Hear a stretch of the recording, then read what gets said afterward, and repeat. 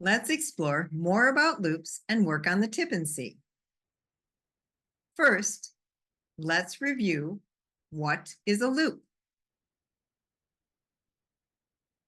A loop uses the repeat block in Scratch. In this repeat block, you put the number of times that an action or a sequence of actions should be repeated inside the circular area, the dinosaur's eye. The actions that are to be repeated are put inside the repeat block, the dinosaur's mouth. Here are some examples of loops that we looked at in the last lesson.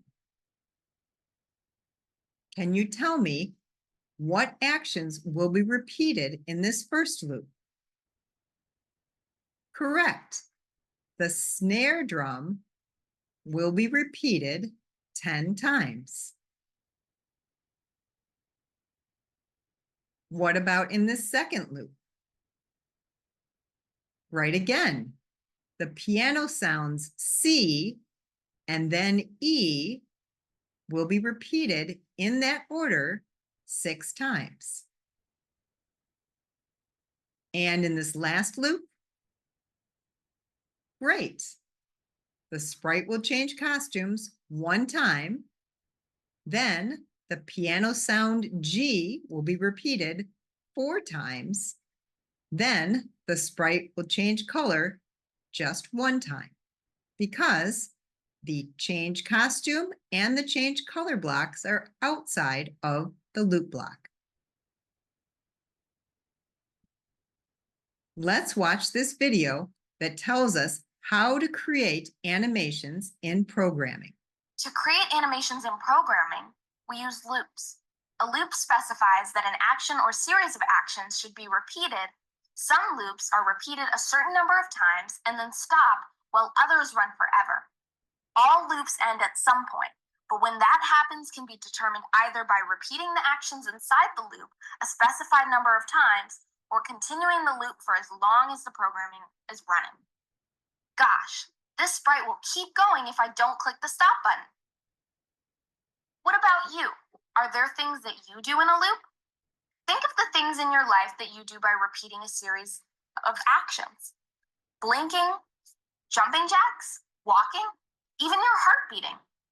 Just like in real life, a series of repeated actions are used to create animation in a computer program. Do you think that multiple instructions can be included in a loop? If you said yes, you're correct. Loops often contain more than one instruction. In fact, a loop can contain as many instructions or actions as the programmer needs to create an animation. The program will run through all of the instructions in the loop in order until it reaches the end of the loop. Then it begins the instructions in the loop again, starting at the top. It continues to do this until it has run through the loop as many times as the loop is set to run, or the program is stopped. In Scratch, we use a repeat loop and multiple costumes to create animations. Remember that in Scratch, a sprite's costume is more than the clothes it's wearing. Changing a sprite's costume in Scratch is used to change body positions or change the look of a sprite. A sprite can have his or her hand raised in one costume and down in another costume. It can make a pinwheel look like it's spinning. Repeating a set of actions like this can bring a sprite to life. You can even animate the sprite to move across the stage by adding a move block to the set of instructions in the repeat block.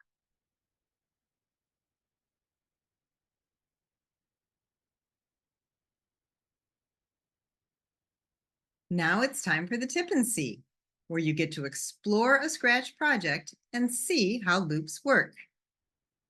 Remember, the first part of the tip is looking at the project page, the title, instructions, purpose, and then playing or running the project.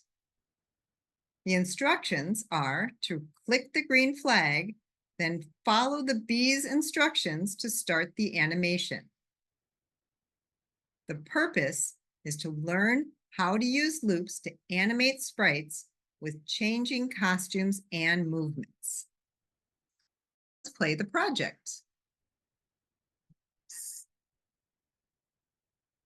The B says, click on the number keys on your keyboard to see what moves. I'm not going to click them now because that's what you will do in the TIPP&SEE. Now it's your turn to complete the TIPP&SEE. Go ahead and complete sections 3, 4, and 5 on pages 47, 48, and 49 in your workbooks.